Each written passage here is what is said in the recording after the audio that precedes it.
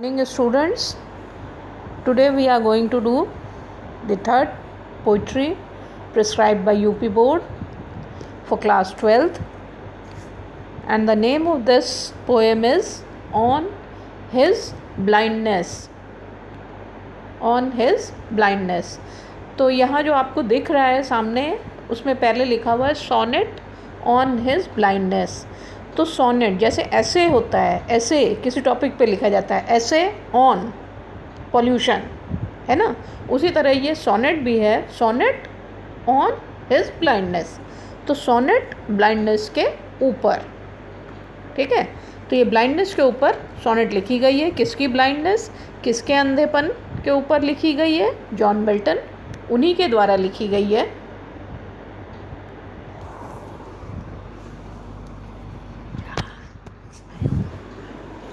और ये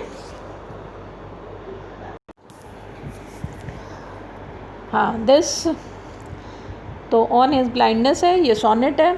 forms of poetry में हमने पढ़ाया है आपको कि कई तरह के फॉर्म्स, पोइट्री जो है वो कई फॉर्म्स में लिखी जाती है। जैसे आपको मैंने पढ़ाया था लिरिक में, सोनेट में, फिर उसके बाद एपिक हैं एंड ओड है, ठीक है, एलिजी है, बहुत सारी चीज़ें हैं।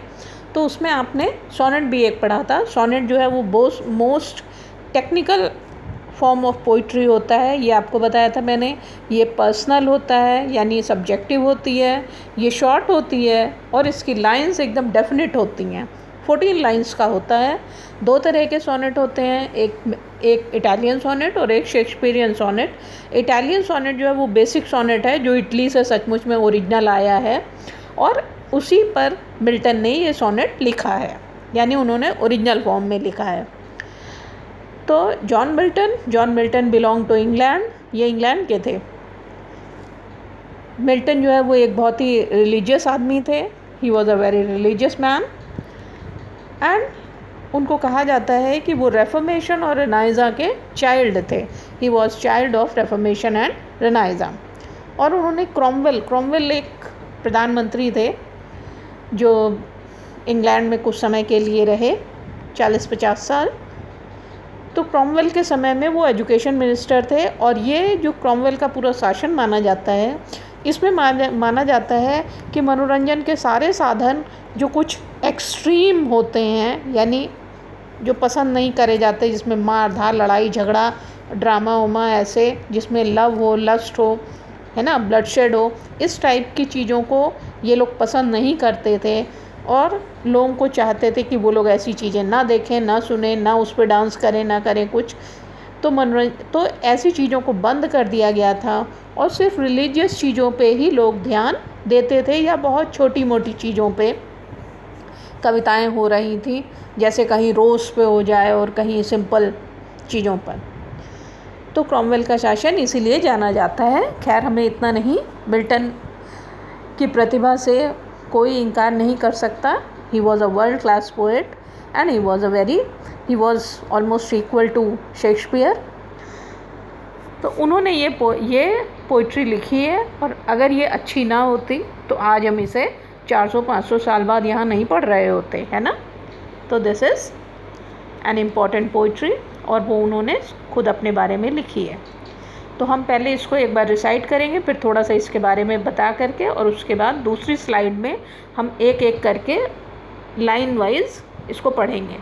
और इसका रेसिटेशन ठीक से देखिए, बिकॉज जो प्रोनाउंसिएशन है वो अक्सर लोग गड़बड़ ही कर देते हैं। तो इसको देखो। When I sonnet on his blindness by John Milton. When I consider how my light is spent ere half my days in this dark world and wide, and that one talent which is death to hide, lodged with me useless, though my soul more bent to serve therewith my Maker and present my true account, lest he returning chide, doth God exact day labor light denied? I fondly ask, but patience to prevent that murmur soon replies, God doth not need either man's work or his own gifts, who best bear his mild yoke, they serve him best. His estate is kingly, thousands at his bidding speed, and post over land and ocean without rest. They also serve who only stand and wait. तो ये आपकी poem थी। अब इस poem में हम और detail में नहीं जा रहे हैं, लेकिन इस पोएम में आप देखिए कि लाइनें जो लिखी गई हैं वो जब आपने 11th में पढ़ा था मर्सी, बिल्कुल उसी तरह, यानी पहली लाइन जा रही है और आधे में जाके दूसरी लाइन में ख़त्म होता है उसका सेंटेंस।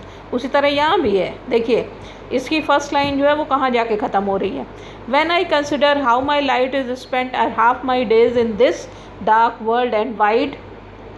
ठीक है, ये तो ठीक है, यहाँ तक आया first. And that one talent which is death to hide lodged with me useless, ये यहाँ तक है, ये सेकंड पार्ट हुआ। Though my soul more bent to serve therewith my maker, ये थर्ड हुआ। And present my true account, ये चौथा हुआ। लेकिन आप इसको ध्यान दीजिए कि कैसे ये आधा आधा हो रहा है। फिर पांचवा, लेस्ट ही रिटर्निंग शाइड, ये एक अलग सेंटेंस है। डथ गॉड एग्जैक्ट दे लेबर लाइट डिनाइड, ये एक लाइन है, ये सही है। आई फॉन्डली आस्क, तो ये जो doth God exact day labour light denied, I fondly ask, ये यहाँ से लेके यहाँ तक पूरा है। फिर आगे देखिए, अब एक मतलब आगे दूसरा sentence, but patience to prevent that murmur soon replies, ये यहाँ से लेकर के यहाँ तक है। अब वो रिप्लाई क्या है, God doth not need either man's work or his own gifts, यहाँ तक है।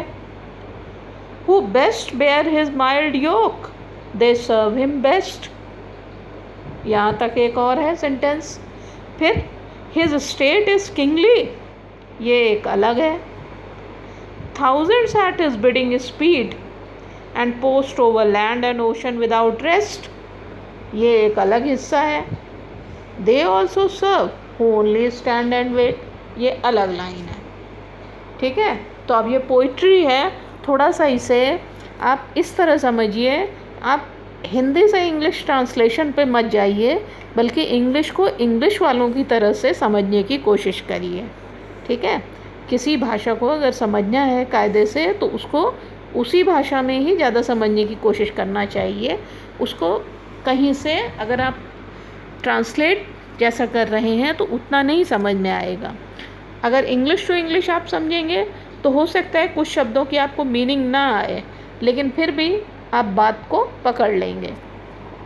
ओके, अब इसमें एक चीज़ और जल्दी से सुन लो कि वो था इस पोएम में ये करना क्या चाहते हैं। Actually he was a very religious man, so he was more than towards God, है ना, वो ईश्वर की तरफ उनका झुकाव ज़्यादा था। And as the as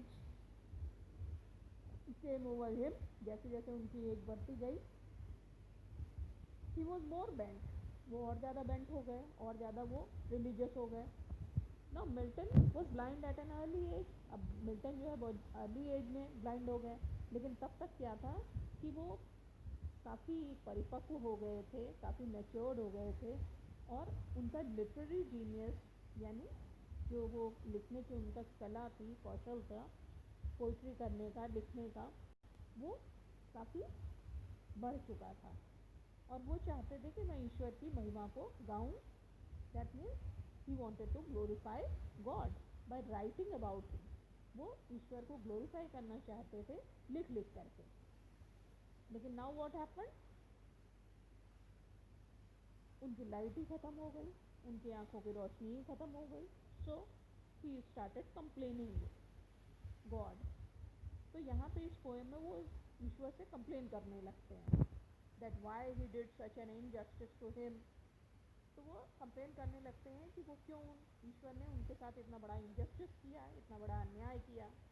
by giving him a talent, a quality, कि पहले तो उनको जो है एक टैलेंट, एक क्वालिटी गिव किया, दे दिया, and then not allowing him to use it, और उसके बाद उनको अलाउ भी नहीं कर रहे हैं ईश्वर कि अब वो उस टैलेंट को यूज करें, है ना। तो ये एक तरीके से छटपटाहट वाली स्थिति है।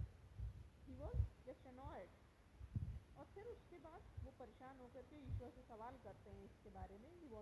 ही asked, he was a little bit angry, but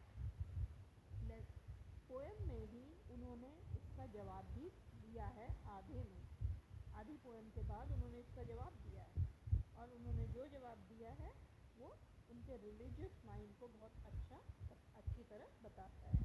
मैं आपको ये जानकारी दे दें कि जॉन मिल्टन ने ये पोएम लिखी है, और इसी के बाद जीसस क्राइस्ट, क्योंकि जॉन मिल्टन क्रिश्चियन है तो उनका रिलीजन क्रिश्चियन है, और उन्होंने संसार की सबसे प्रसिद्ध किताब जो जीसस क्राइस्ट की मानी जाती है, वो किताब उन्होंने लिखी है paradise lost and paradise regained. और पैराडाइज लॉस्ट जो है वो एपिक फॉर्म में लिखी गई है, यहाँ अपने सोनेट फॉर्म आप पढ़ रहे हैं, वो एपिक फॉर्म में लिखी हुई है, and it is the best book.